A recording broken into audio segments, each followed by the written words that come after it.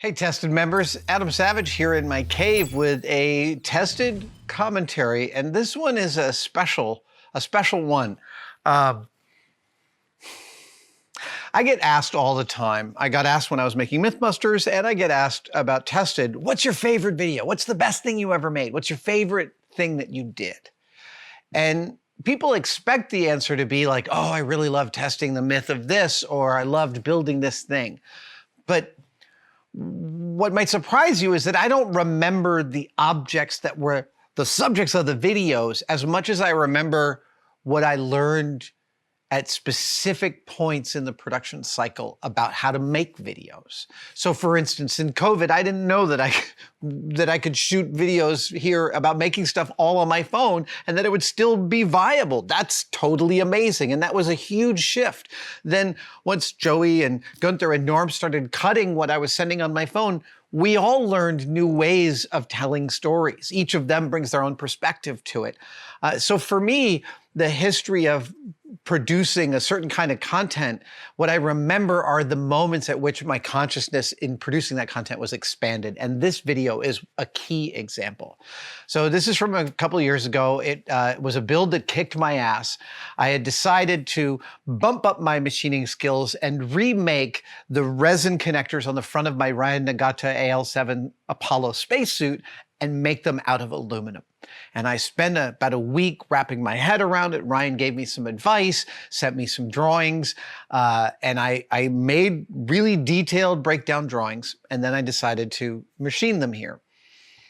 But I hadn't machined anything in a long time, and I got it wrong a whole bunch, and I got really dark. It got really dark for me as a maker while making this video. And I went home at the end of the first day. I was only halfway through with this build, and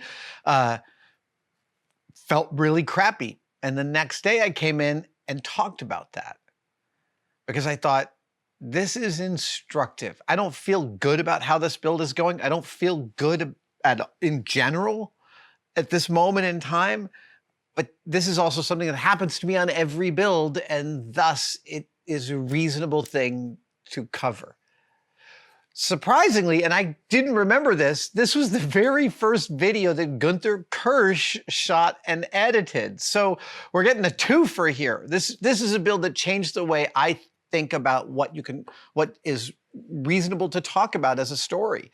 And I realized in this video that covering the whole panoply of emotional responses to making is part of what we can do here at Tested. And the intervening years since this video has gone out have only solidified my feeling about that, because people have constantly brought this video up to me as a really important one to them for normalizing those emotions that can happen. Okay, that's a big preamble, but I wanted to get that out of the way.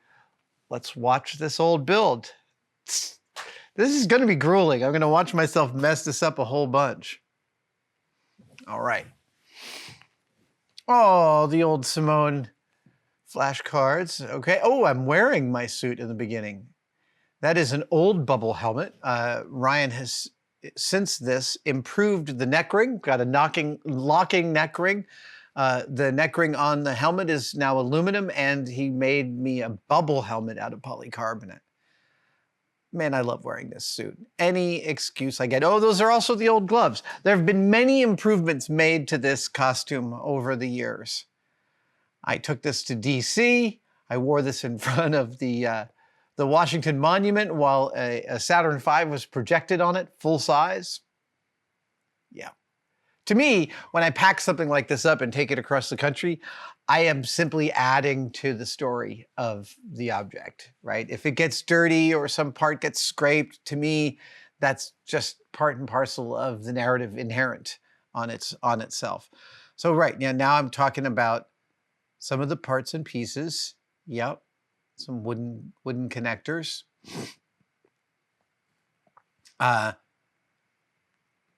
I look so giddy in the beginning. I mean, I'm excited about the fact that I am soon to be utilizing my mill.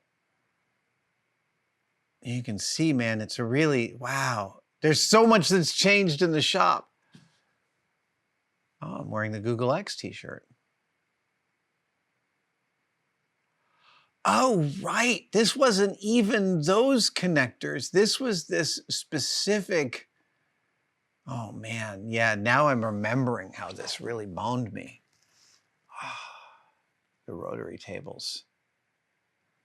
All right, so yeah, I'm going to machine it out of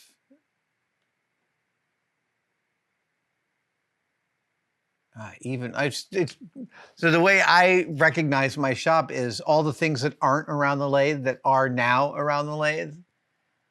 Ooh, all right, yeah, Gunter's getting some close-ups. Why is it so dark in my shop? That's fascinating. But then again, the whole back, this is from years ago. How many years ago? 4 years. That's it. It seems like a lot more has happened in that 4 years, but we built all the shelves on the back wall. Oh, yeah. This is what I do at night anyway. I just watch people lathing stuff or building guitars or making lawn furniture or woodworking, metalworking. I just watch people building stuff. So I have, in a pinch, when I couldn't find something I wanted to watch, I've watched myself building stuff just to get my build on, to get that Build Jones on. Yeah, I love watching that swarf come off. Oh, yeah. The Aloris. This tool post, not tool post, the tool that I'm actually using is this very specific universal Aloris adjustable head cutter that every special effects shop in the world, that is like 95% of all the lathing they do is with that cutter because it can give you multiple angles on the same cutter. Okay, so now I drilled a hole in the middle of it. All the way through. All right, I want to go even deeper because I want to make several of these. Now I'm remembering. So I'm going to try and, yeah.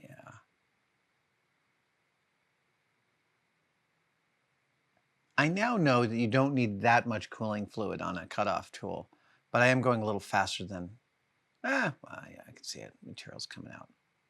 Cutoff tools are terrifying. That's the thin bladed tool you use to cut the work off that you've been working on. It is one of the scarier operations on a lathe. And there are many situations under which it's awful. Like I've had them snap on me in the past. It's not cool. I now do a lot of my critical use of the cutoff tool at the lowest speed I can get, which is literally like very, very low. All right, yep, the rotary table.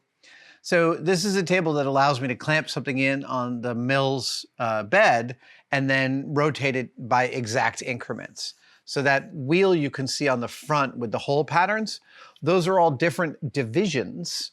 And then you can use those to get to any number between like 1 and however many. You can use those for repeat operations, or there are angle markers on the sides, on the side of the thing, so you can just go by angle marker. I think on this, that's what I've been doing. That's what I did on this build. I just went with the angle marker. So I had a certain amount of, a certain division of details around the perimeter of the cylinder, and I divide that by 360 to get the number of angles that I need to get these passes correct. But it's a lot of math. I love what a rotary table can do. I do not love setting them up and getting them to work. It's just a lot of, it's a big setup.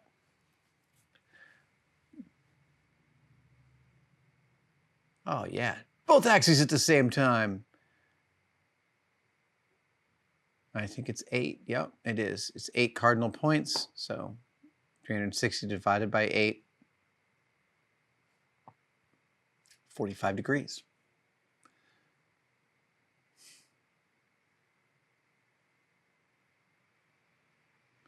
Yeah, so I'm walking through, like here I can, oh, that's how I did those. Interesting, I'm doing plunge cutting on the 8 cardinal points every 45 degrees to get that, that circular indent. I wonder how that's gonna go.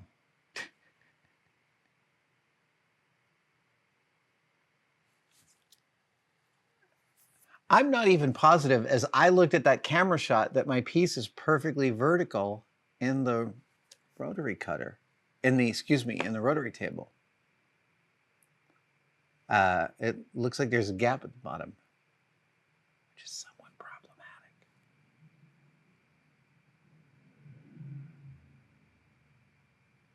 All right. Oh, that seems to be working just fine. Using a 4-fluted cutter, cutting less than half of its width, which should be totally good at, and it doesn't give too much chatter is my guess. I'm not listening to the sound on this, but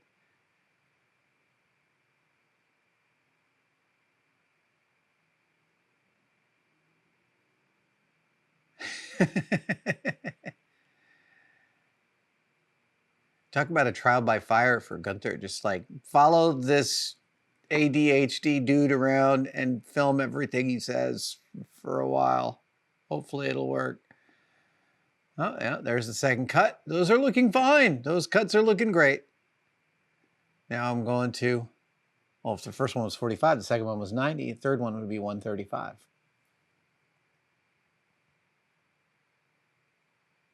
Yep. Oh, I just love watching tools cut into metal. Okay, so now I've got to do those cuts. And how to do those cuts is the question. You could use a very tiny milling bit, or you could use a slitting saw, and I believe the slitting saw, it might be how I got into trouble on this one, but I'm not sure. Yeah. Oh, yeah. I'm setting it up on its side. This is, yeah, the slitting saw. This is, oh my God, really? I'm going with the, wow. There's a lot of setup going on here. I'm using the rotary table on its side, and I am also breaking out the right angle mill head attachment for the Bridgeport, which is its own thing. I've got a special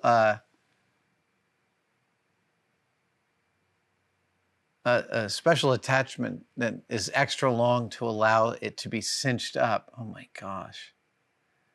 Yeah. This is me learning how to use it and using it all at the same time, which is kind of my brand. Oh yeah, I had to pull off my speed tightener entirely just to be able to swap out that the R8 tightener. Look at me 4 years ago. I'm like 20 pounds heavier than I am now. My gosh, the back wall looks so innocent and empty. It is now jam-packed with stuff. All right, okay, so right, I see. I'm using the, yeah, right. I'm getting all these going. Oh, but this is, the tricky part about this piece is, oh man, yeah.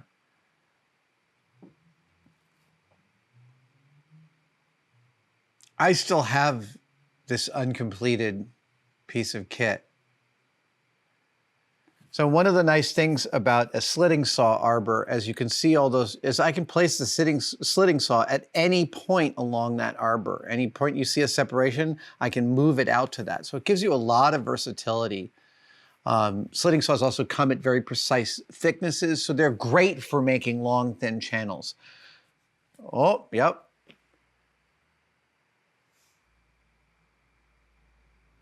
That was a rewind to go back to talk about, yeah. So now I think I am explicating that this is not going to work. That moved on me, and that meant that it screwed up. Yeah. Oh, that is a rough one. Once you've gone through the whole process of setting up a rotary table and then made your cut, man, every cut you make after that, you've got to be like so careful because you got to do it again. If I had my druthers again, I mean, if I had to do this all over again, I might set the rotary table up on its side like this and not have to move it for the secondary operation. And I'd use a ball end mill to carve those channels. But I'm not even sure I'm fully indicated in on that right angle drive. I haven't made it right to the table. So clearly I went and made a whole nother piece. Yeah, look at that. That's a different piece than the one I started with. Oh man, right. I'm getting tired just thinking about doing this again. There's a lot of steps to this, man. All right, let's get that up in there. There's a lot more that I understand and have learned in the intervening 4 years about indicating in and making sure that you're dialed to the right degree. Because every one of these, yeah, these cuts are butt kickers, man. I've got 8 divisions and I got to do 3 or 4 lines in each one, 24 separate cuts, and I can get just one wrong and I got to throw out the whole part and start from scratch. It's a lot of pressure. It's a lot of pressure, man. Yeah, yeah. Okay, so now lower it a little bit.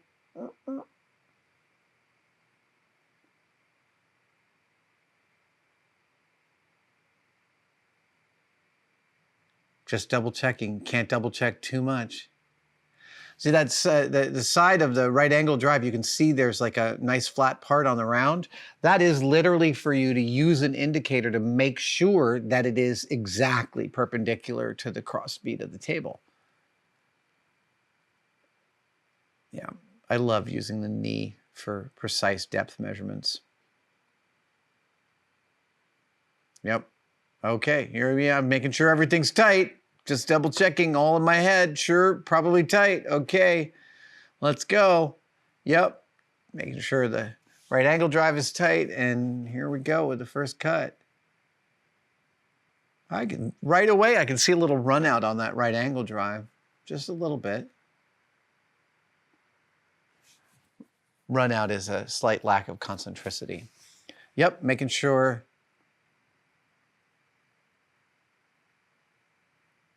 Yeah, that wasn't tight.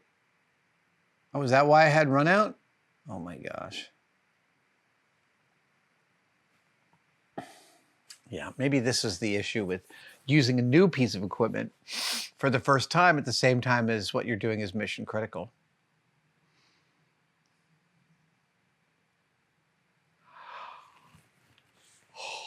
Oh, excuse me. It's the end of a long week. I think it's appropriate that I'm wearing a Google X t-shirt for this.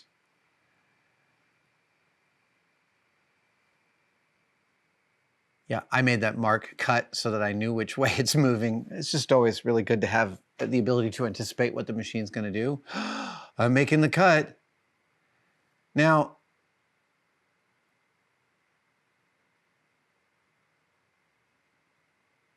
is that the one right up the center?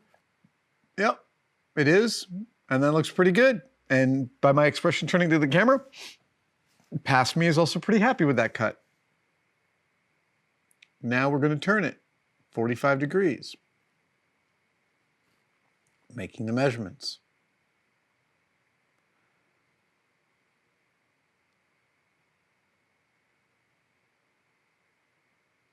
Oh yeah, right, because I'm not going on the 45s, I'm going halfway between. Oh, yeah, lots of math. Oh, wow, the shop looks so empty compared to now.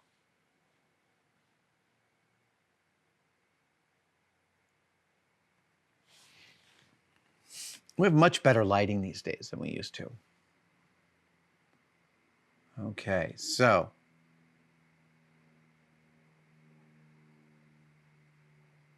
Oh, is that really what I'm doing? I'm not just doing 3 passes that are parallel to each other. I'm actually, oh my goodness. That's a crazy amount of math, Adam. That's not how I would have done it. That's not how I would do it today.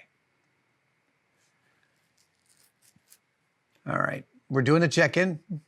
Mistake number 2. Yep, they're not perfectly centered. Uh, uh, uh.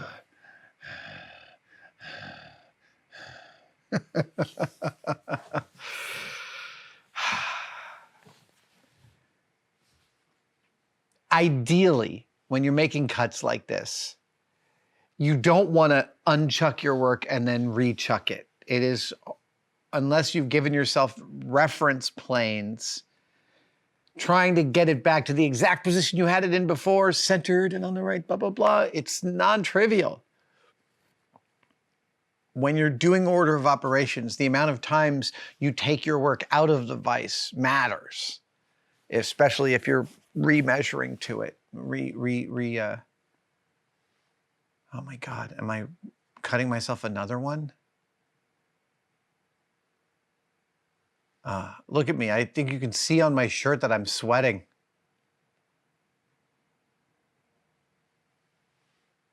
Yeah, taking a lot of swarf off.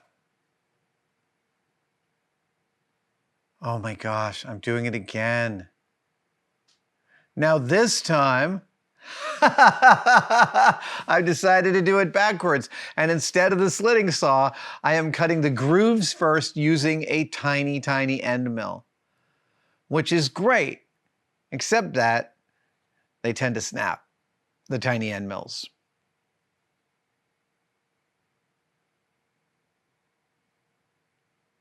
However, the math I'd already done should get me through. Oh, yeah. This has already probably taken me 6 hours longer than I expected for this step. And here I am grinding away, putting back the quick change R8 pneumatic setter.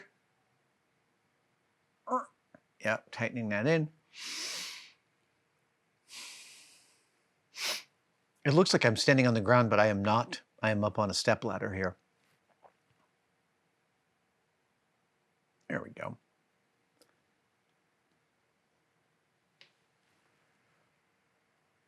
Yep, ball end mill. What did I tell you? I'd forgotten that this is how I used it, but yeah, I don't have to alter the rotary table's position at all, and the ball end mill gives me the that same depth pass as the plunge cut did when I had it vertical. Difficulty, you don't want to do the ball end mill in a single pass. You want to do it in multiple passes because it doesn't like hogging out a ton of material. And part of the reason is that the center of the ball end mill is turning way slower than the outside. I know the whole thing's rotating at a constant speed, but when you think about it, the parts of metal that are closest to the center are they're covering less distance than the ones at the outside. Thus, a cutter like this, you really want to go slow. I'm not sure I knew that back then. We'll see if I'm trying to do it. Yeah, look, I'm using lots of cooling fluid. I'm trying to all do it in the same pass, which might be where mistake number 3 happens, or 4. I can't remember how many I've made thus far. Yeah, so that's me being impatient. I should do this in multiple passes.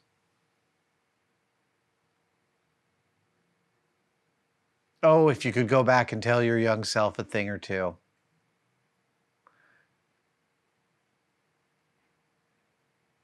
Yeah, okay.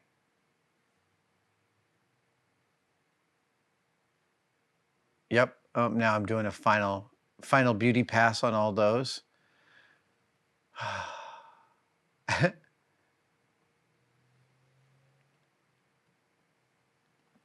I love the shop shower. I actually really do. I like the cleaning up. I start to get giddy in the middle of cleaning up, even if I don't want to do it, just because I'm thinking about what the shop will look like the following day when I walk in. Yeah, so 3 tries to get this part out. You can see the expression on my face. I am not happy about this.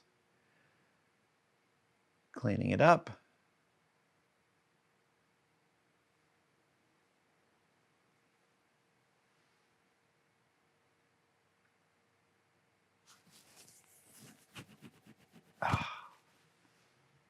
Yeah, using the Scotch-Brite. Oh, and there is the cutoff tool, right? I'm extending out its the cutoff tool so that I can get all the way to the center of that piece. You don't want to cantilever your tooling on a lathe out farther than you have to. Sometimes you do because it's just set there, but really you want to use as little of it out away from your tool post as possible. But in order to get to the bottom of this thing, I've got to go this far. We're going to get a little water on there, a little cooling fluid. I wonder if I screw up here. That'll be interesting. Oh, I just love watching material come off. Yeah, I removed that lathe guard. I only ever used it like 3 times, and it mostly got in my way. It gets dirty. For production work, I can totally see using it. For the kind of work I do, it really hasn't mattered that much. All right, yeah. Looks like we're almost there on that part. Hold it up to the camera, Adam. Bring it over. Let me see it. I'm getting my eyes on it before. Oh, that was it? I need more. Someone is at the front door. Someone's at the front door. Oh yeah, I see. I'm just.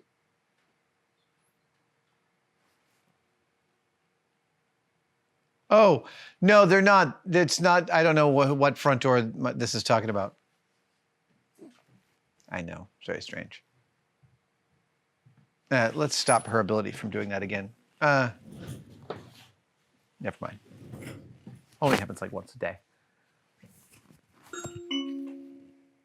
Someone is at the front door. Hang on. Hey. Come on. Ah, there we go.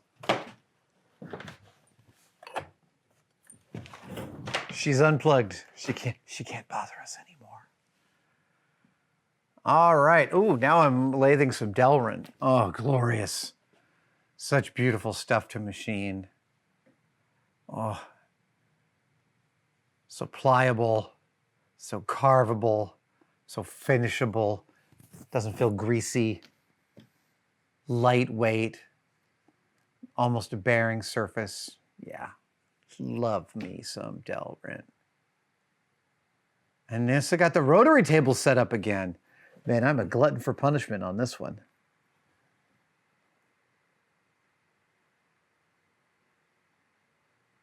I'm kind of curious what part I'm making here. Maybe I'm doing some test cuts, but kind of curious.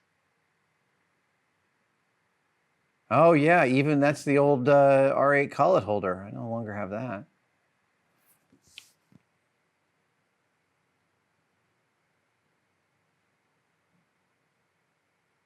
Am I sighting that up in center by eye? What madness is that?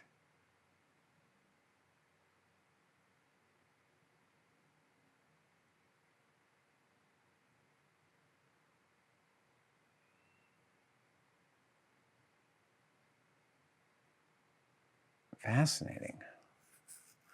This could be that I'm doing this all as a test cut to kind of understand it. Why am I loosening it? That's crazy talk. I shouldn't be loosening it in the vise. That's ridiculous.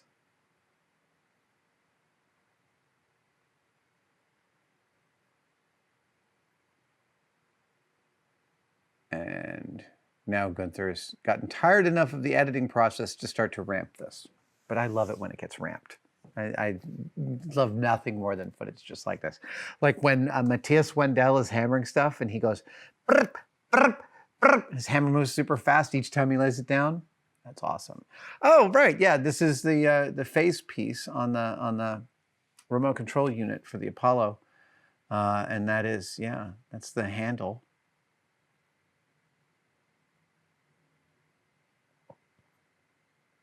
And am I cutting that out of Delrin to test cut it for aluminum? I'm not sure. It might stay Delrin. But yeah, there we go. That's the... Oh, look at that. Oh, how lovely. Deep breaths. Deep breaths. Yep.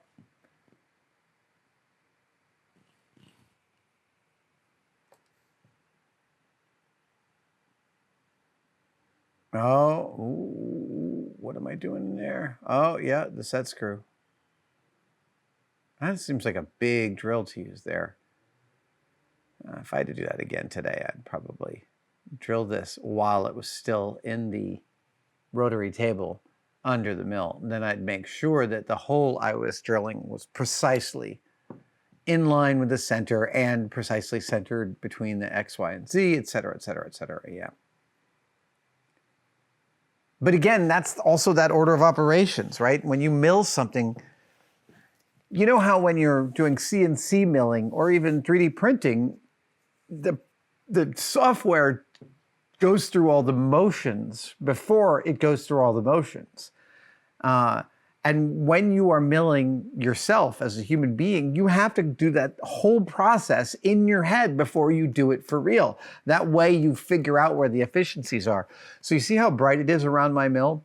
That's actually something that I made better. I don't know if I entirely fixed it, but I stuck a neutral density filter over the skylight of my shop because it was just too bright in the middle here, in the middle of the normal day. That was a funny one. I think I have like 17-foot ceilings, and I have a 16-foot ladder, which made putting in a window over the skylight kind of a unique experience. Oh yeah, I'm figuring out where I'm putting the hole. Yeah, yeah, yeah. Oh yeah, there's 4 of them, isn't there?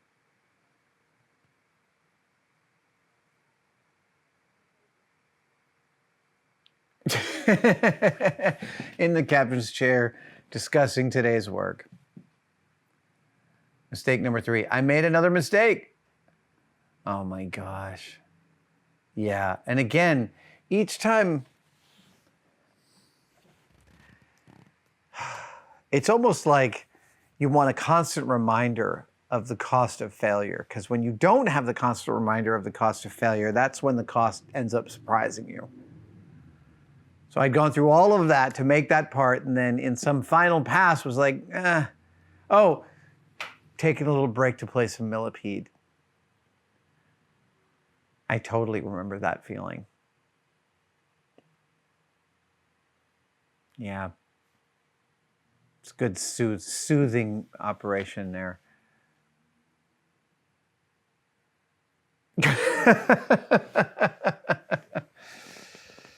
Yep, remaking the part. So I made one part 3 times, and this is the other part, I'm making it twice. So that's 5 builds for 2 parts. 5 executions for 2 parts. Oh. And you can't relax at all, right? You have to maintain that mental diligence at the same time as you're like pissed with yourself for not having maintained that mental diligence. You're just like, how could I not have seen? And in the past, historically, this is where I might also end up screwing the part up one last time because I'm rushing through the redo. Yep. Oh, it's so neat to watch the rotary table move that fast because they just don't.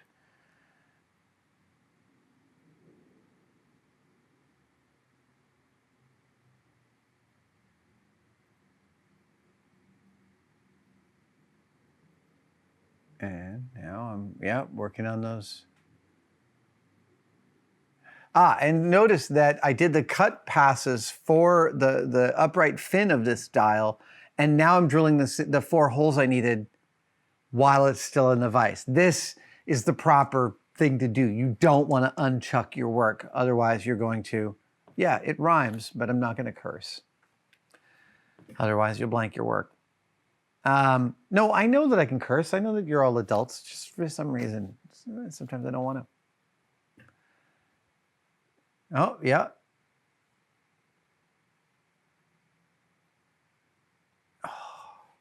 One of the issues I've definitely run into in the past on something like this is I get the rotary table centered up on the vertical axis, and then I shift it 90 degrees, and I haven't double checked that it's perfectly lined up with the long part of the table on the horizontal axis.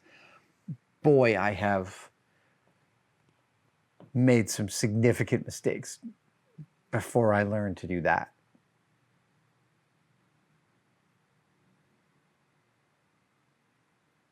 Am I gluing something on there? What am I holding on to it for? Oh, yeah, I am. Did I crack it?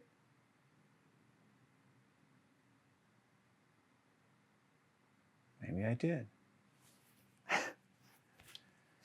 From the look on my face, you can see that I am game to continue, but a little bit over it.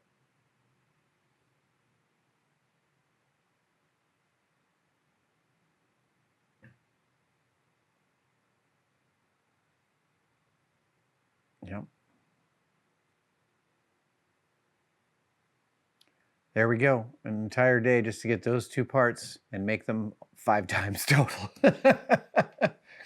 Oh, look, my bear costume. Oh, that's right. That's what this was. This wasn't the couplers. This was the dosimeter. Oh my God, it was even a simpler build than I thought. It's funny, in the retelling of this story, I was giving myself what I consider to be a tougher build that I screwed up on, but it's not. This whole time, I've been thinking it was the complicated couplers on the front, the red and blue things, but it is not. No, inside the right leg pocket is both an injection port where astronauts can medicate themselves through an airproof injection platform. Platform's like a rubber disc, right? And next to that is your dosimeter, which tells you how much radiation you've received. And we have some great reference material. A few dosimeters have been sold at auction over the years. And it seemed like a really, really, really, really straightforward build. It will turn out to be otherwise.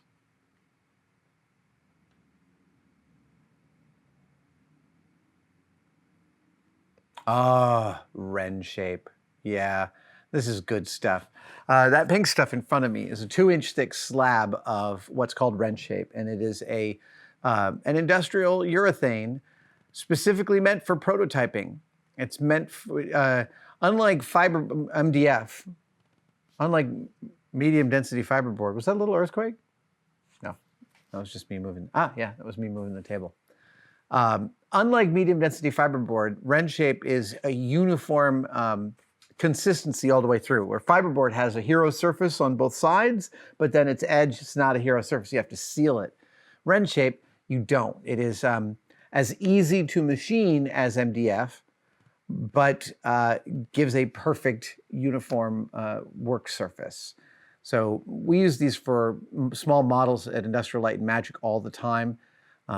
It's expensive stuff. That slab in front of me was like $300, but it'll last me for the rest of my life. When I worked at ILM, we used to sift through the garbage for chunks that got thrown out because a chunk that the model shop wouldn't consider worth saving, totally something that a model maker would hold on to for a while. And yeah, it's too big to fit under any of my saws, so I'm just going to use the Japanese saw, which cuts on the pull. Look at me, I'm cutting way too fast on this thing. Look at all that vim and energy. I was in my 40s.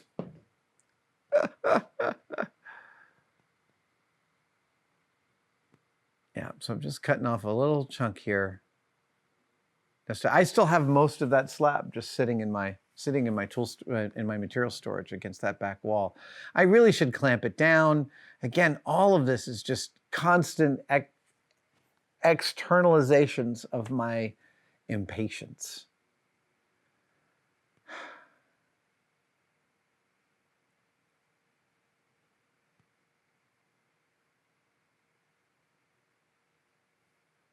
Oh, look, wires being held in the old way there behind me. Yeah, yeah. Adam, just go slower. It'll take less time. Seriously. That will eventually be a dosimeter, or maybe more than one. My old table saw sled.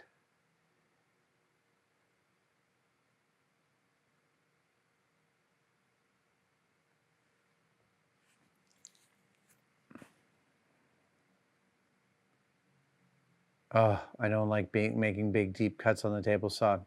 Not fun. I don't like the table saw in general. If I didn't have to have one, I wouldn't have one, but it's part of the way that I think. I was thinking about a panel saw, like maybe I could get away with just having an upright panel saw. Nah. No, the table saw is really, like, it's one of the ways in which my brain solves problems. Oh yeah, that's probably me saying that exact same thing. A small piece like this, still super useful, especially for a young modeler.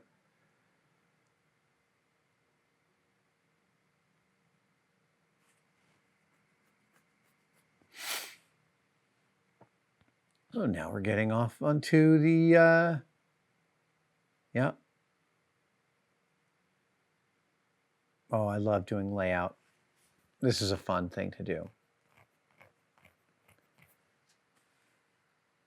Just marking out where your cuts are going to be and how you're going to do them. Am I not accommodating for the kerf there? Come on, Adam, what are you doing?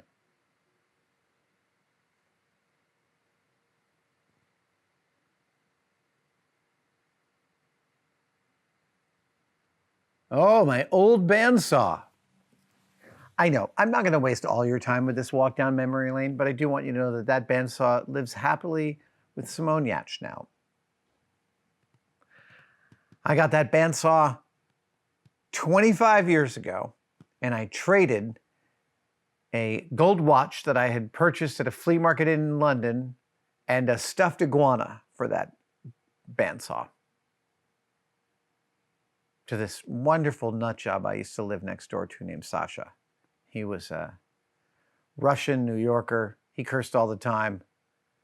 If he insulted you, it actually meant that he liked you. It's a very particular kind of person.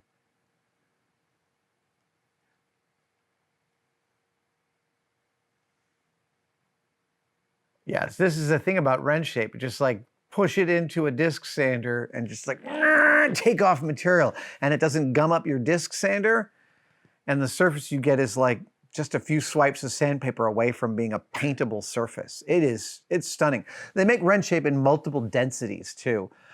It's frequently used by CNC machine operators to test the tool path. So you put it in your vise in the same, you use a chunk the same size as the chunk you'll use for the final CNC, and it doesn't dull the blades, and the machine can operate faster. And yeah, wrench shape is often used for exactly that purpose. But here I am just making sure that it's exactly the right size. I believe that what I'm attempting to make here, actually I know this, is a casting master. I'm not making a dosimeter for myself. I'm making one that I will that I will send to Ryan Nagata, who will make castings of it. This is like one of our collaborations.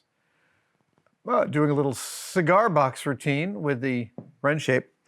And this actually speaks to me taking some care. I'm preparing 3 blanks where I only need 1. That makes sense. That is smart thinking, and it's born of the reticence to screw up again.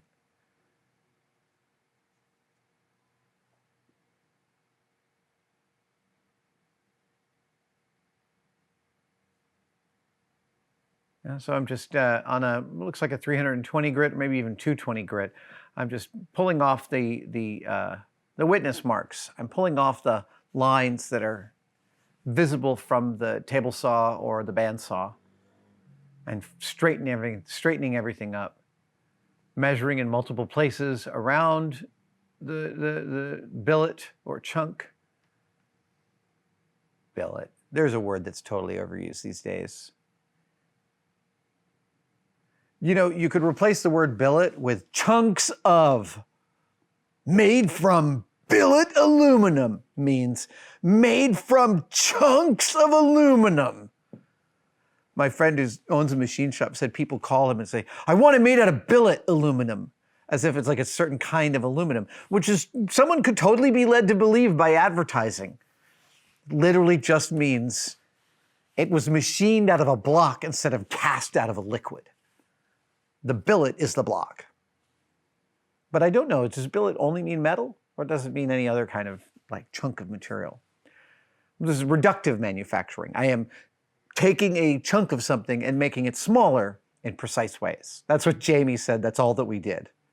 All we do is take things and make them smaller in precise and incremental ways. That's reductive manufacturing. Additive manufacturing is 3D printing. You're adding material as you go. Oh yeah, so this is one of my favorite techniques, blowing up to exactly the right scale in Photoshop and then measuring off the screen. I don't like bringing metal implements up to the screen in my laptop, and so the difference today would be I would print this out exactly that size. And I can tell that what I'm looking at is Deke Slayton's dosimeter because it says Slayton across the top of it. That is one of the fun things about replicating Apollo hardware is how much personalization there is of all this stuff. And it's like Deke Slayton. Slayton's written in like blue pen. There's no ceremony about this. They're just like, whose dosimeter is that? Hold on a second. It's Slayton's.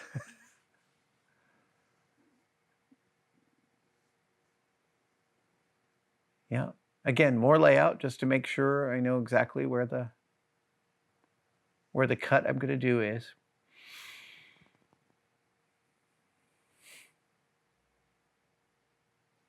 It's funny watching me move around the shop in this video because it's as the place has matured, the whole workflow has altered. Here, I'm moving the tables around because the tables are kind of moving targets and they could live anywhere, but they really now kind of live where they live, and I don't move them around much anymore. Don't move them around much anymore. Yeah, I'm back in a good mood, that's clear.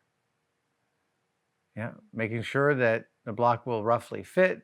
And, oh, nice, I'm doing a fit check just to make sure that the hole I'm cutting for the display will actually be visible through the display hole on the suit itself. And it looks like it will, it won't. Did I put it in upside down?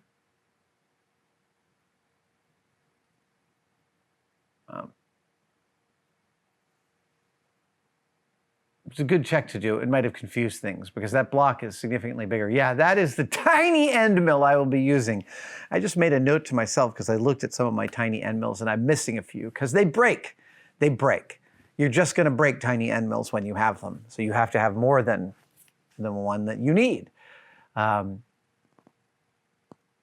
yeah, I was just looking at my tiny end mills and realizing I need to look at the lower end, 16, 32nd, etc., and order some of them because I'm ending up with gaps.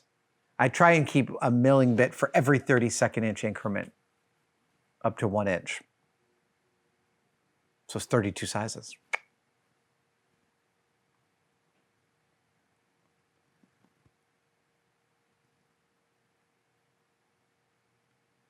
I wonder if I screw up this cut. I'm kind of curious. Oh, okay, good. That's just the connector.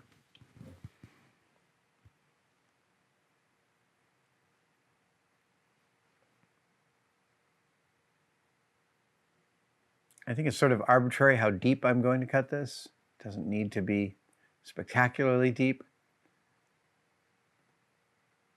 Yeah.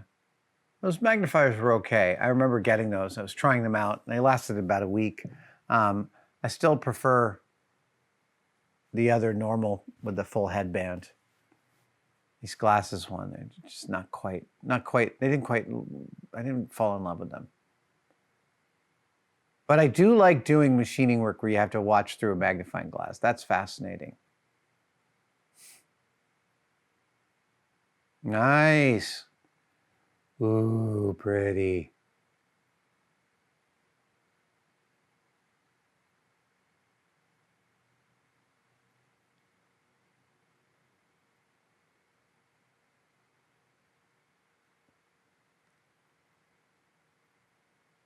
Okay, yeah, now I gotta do the ends. Auction photos are a fantastic photo reference source. When stuff gets auctioned, the auction house frequently takes beautiful pictures. And they do this to drum up excitement about the objects that they're auctioning off, they also use them to inform the collectors, who often have really specific knowledge bases about what they're bidding on. And the bidders want to make sure that they're getting the real thing, the right thing. And so the pictures also serve that purpose. But for us replicators, the pictures often turn out to be a total godsend, because they're frequently taken both orthographically, like top, side, elevation, etc., and they're also taken aesthetically, like a 3/4 view. So you get the best of all worlds from auction photos. It's like I like the photos that Prop Store takes of their props, but even then, auction houses will take even more specific photos of like the side elevation, the top down, etc.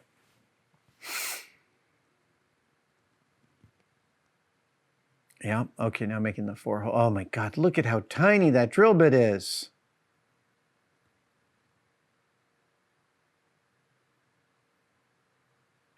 Yep.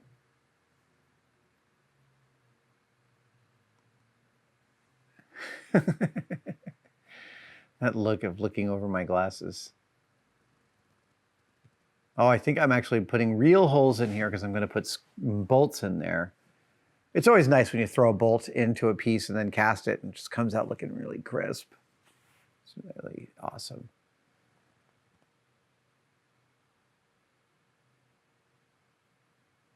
Now, for some of these aesthetic pieces, you don't necessarily have to edge indicate everything perfectly, but boy, you should. All right, yeah, those look pretty good. Yeah, that's not bad. I can even tell here it's not perfect though. It's pretty close.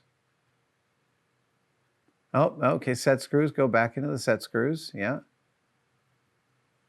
Here comes some cap heads. Nice, get that perfectly flush with the top. Oh, am I doing that by hand? What, am I crazy? This way lies madness. Don't do it. Indy. And flush. Ah, great. Later, I will go and soften all the edges of this dosimeter. Now you can see where the bottom curve is about to happen. Well, I think I can't remember exactly how I screwed up this battery port, but boy, I think I did. Or at least I remember it being a bit of a butt kicker. Right. Oh, test cut. Test cut. This is a classic lazy machinist technique of orienting just by the edge of the vice jaws. That looks pretty darn good.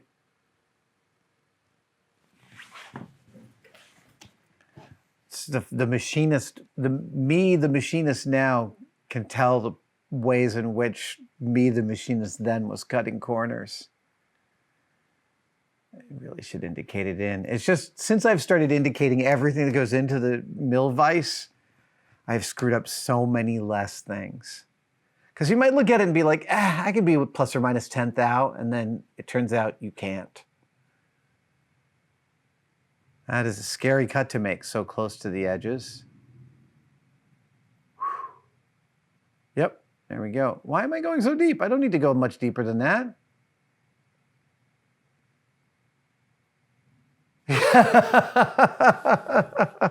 Yep, past me was nervous about that cut as well.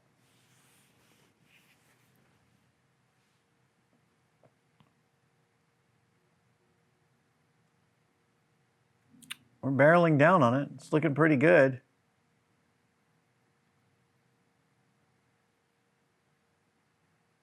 This is the other thing, is that, like, no matter how pissed off you get while you're building something and it's not working, you can get back into that flow state. Like, as I can see, my manner here is like, I'm actually having a good time again. And I certainly wasn't when the day started, and I certainly wasn't when I was screwing up all those parts 5 times. But now you can see the palpable excitement in me as I'm like, yeah, this is fun. We're getting this done. So there's, I cut up, I needed a tube of wrench shape. So I did a rough cut on the bandsaw, and then I'm finishing its circularity, its concentricity on the lathe. Concentricity is a relationship. I'm just turning it into a perfect cylinder. Yeah, there we go. Yep. Double check the measurement. Yep. Yep. Oh, and now I'm literally just holding it up to the device. Yeah, that's the kind of slip fit I want. Come on. There we go. Cut more than you need. Excellent, young Padawan.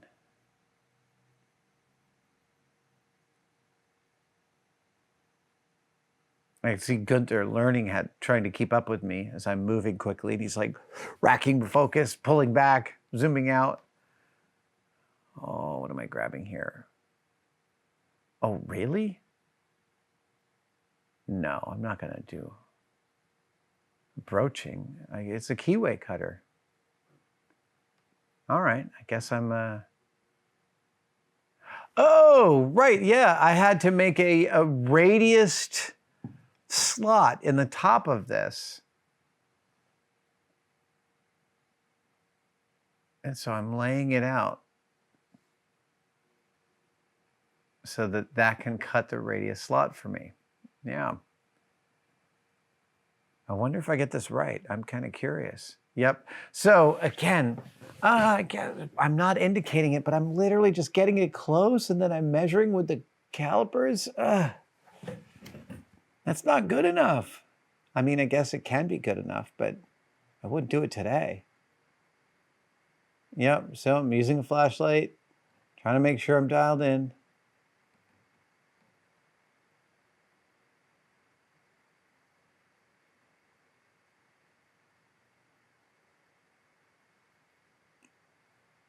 A stitch in time saves 9. That's ultimately what we're talking about here. That looks pretty good. I'm kind of okay with that. So I think I cut it a little bit proud. I mean, a little bit tall and sanded it down, or did I cut it a little bit down? And then just popped it in with a little glue. We'll see. There we go. Oh, lovely. What a nice little part. Now softening some of the edges. That'll look great.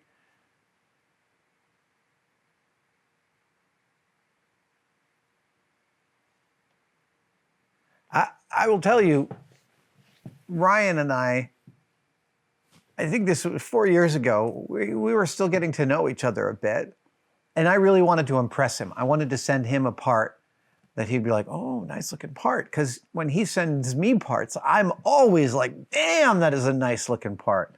So I wanted to, I think that was part of the reason I got so upset, because I wasn't just making something for myself. I was going to send it to another maker, and I was afraid of their judgment.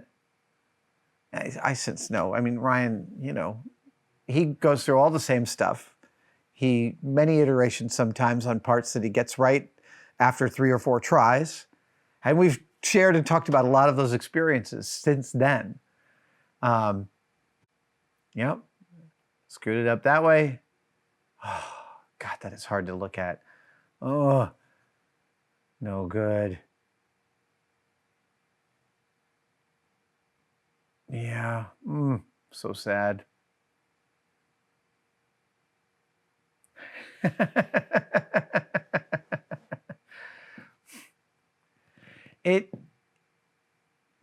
I mean, the ultimate takeaway for me from this is that there is a totally reasonable way to discuss the negative emotions that come out around making stuff or around any endeavor and normalize them. We don't normalize them culturally. I mean, reality television seeks to find people in that state and grind at them until they lose it, and then they make great television, but that's not good for those people, and it's not good for me to watch, thankfully. But this video changed my consciousness about how deeply we could tell stories. And all of the responses we've gotten to this video since then have only served to strengthen my resolve that, yeah, we got to tell honest stories about what's happening to us when we're telling those stories. So I really appreciate you guys joining me for this extended commentary. I will really look forward to hearing your thoughts on this. So thank you, tested members. And as always, I will see you next time.